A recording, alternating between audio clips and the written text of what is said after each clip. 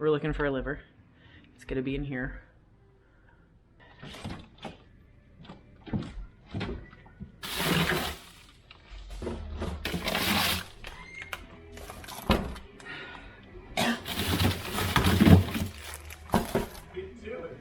Trying to find a liver.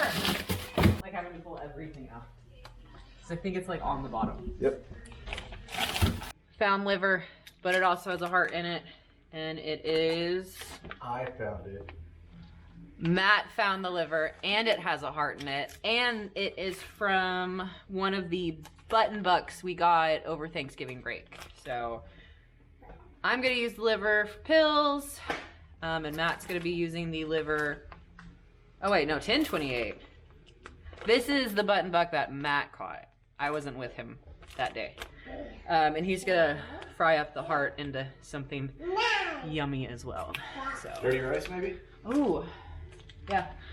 We'll see what we're gonna make with it. My hands are frostbitten though. So he's gonna go put this in the fridge so it can thaw over the next few days. And I'm gonna put all the meat back in the freezer.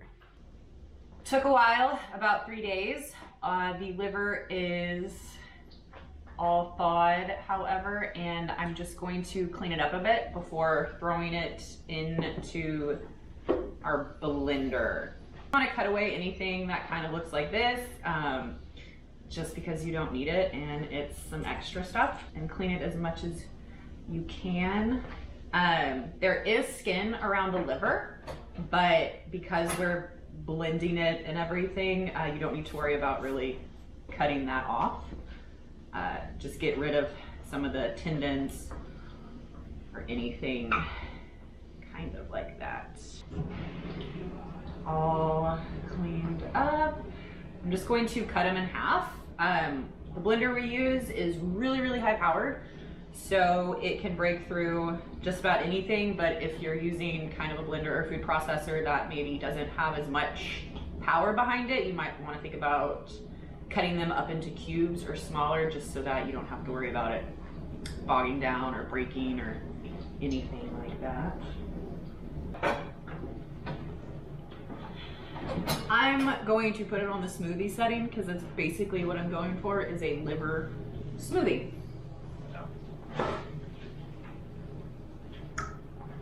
And double make sure that the lid's on, because it's never fun to have it pop off.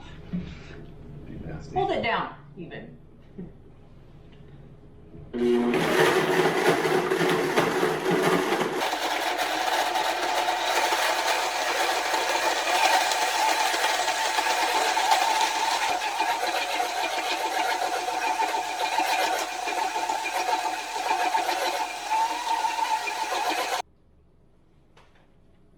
Okay, let's check out our liver smoothie.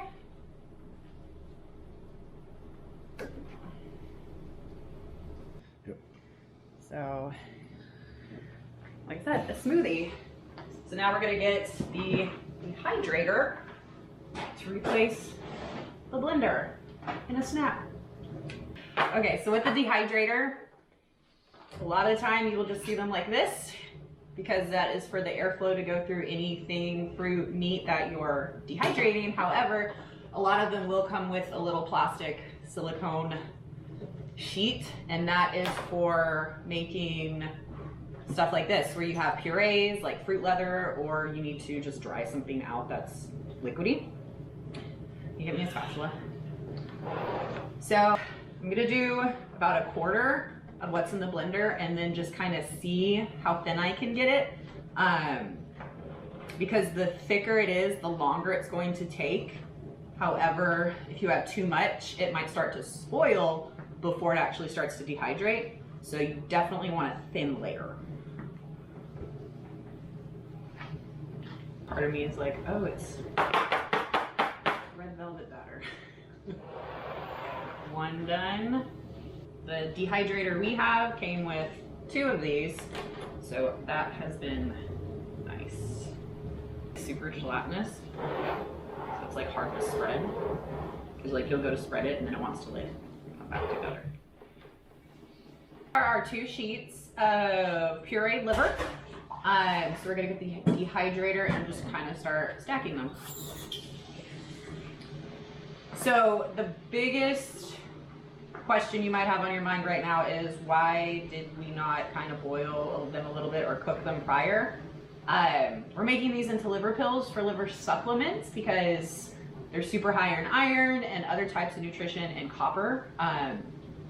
But if you were to cook them at a high temperature, that would actually destroy a lot of the nutrients that are within them. So that's why all we did was puree it, lay it flat, and that's why we're dehydrating it, because that helps to retain a lot of those nutrients that will then end up in the little capsule that we're going to be stuffing them in a few days. We just have a Nesco food dehydrator and jerky maker. We've had this for a few years. We have made many a dehydrated fruit.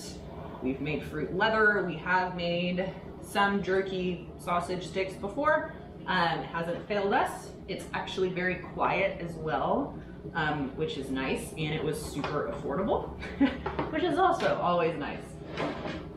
So it has a bottom, and that's really just to kind of catch everything if anything were to fall through.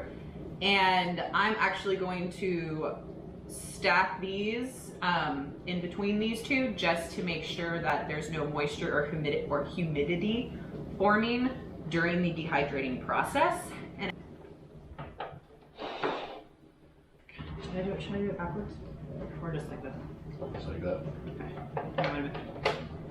So there we are, all stacked and ready. Our dehydrator, once you plug it in, it starts automatically. So there's no like on off switch, just the plug. So we are actually going to start it at 105 because that helps to keep the liver as raw as possible while also dehydrating all the moisture out so that we can eventually make it into a powder. Let's start.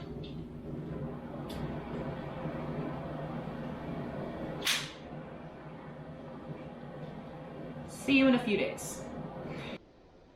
Hello, and we are back. Actually been a lot longer than a few days, just because with Christmas and everything that happened,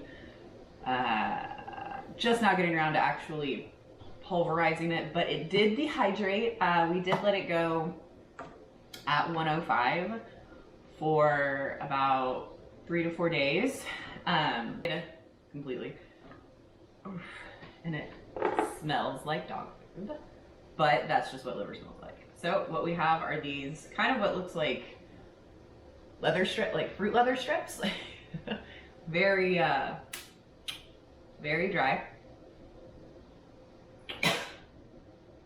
Said I don't do well with liver, but we're gonna take these. That is number 1, and then put this over here. This is number 2. So very dried all the way throughout. And all we're gonna do is we're gonna put them all back in the blend tech and just pulverize them into a powder. So clearly this cannot fit in here, so I'm also going to just break it apart and get anything that might be left in the silicone plate. Here we are, all scooped in. Now we're ready to blend. I'm just going to do I don't really know which one yet. I'm just going to do probably just the smoothing one and kind of test it out from there. Just making sure it gets as powdery as possible. So.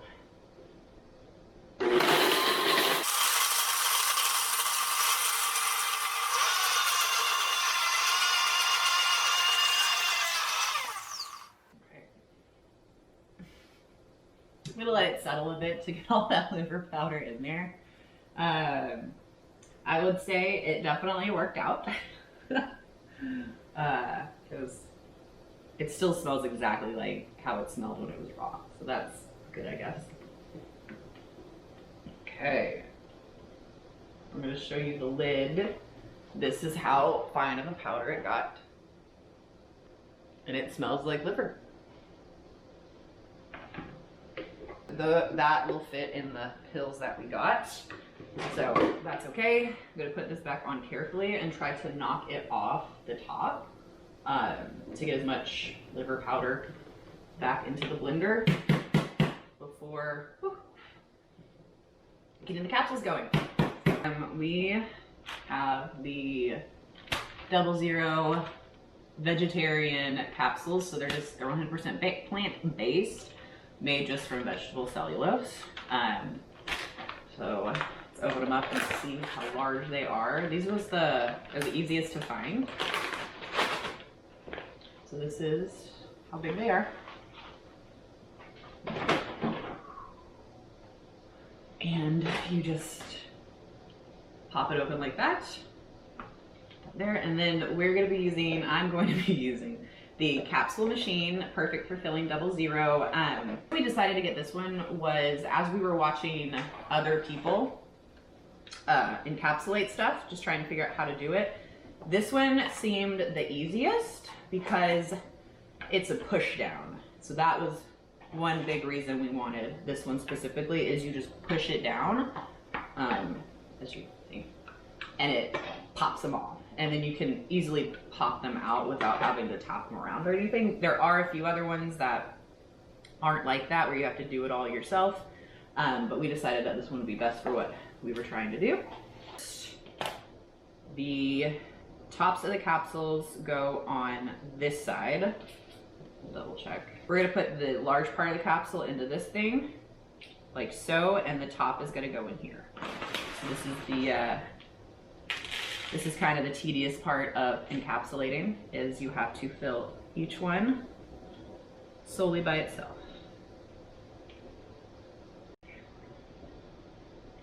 There are now 24 empty capsules. So now what we're gonna do is scoop some.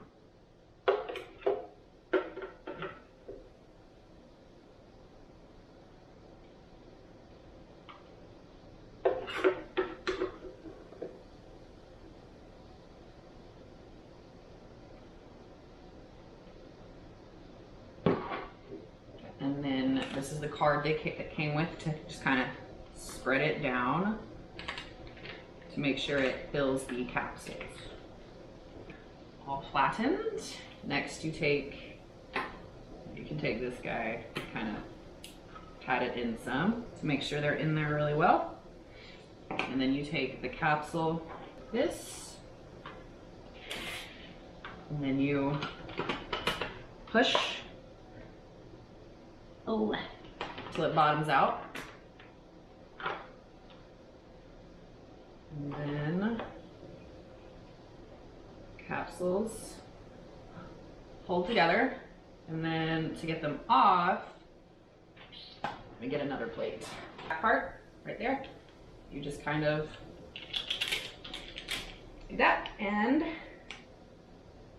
there are your 24 liver capsules made in 2 minutes, probably, once I get better at this. So I'm going to keep filling these until all of this is gone.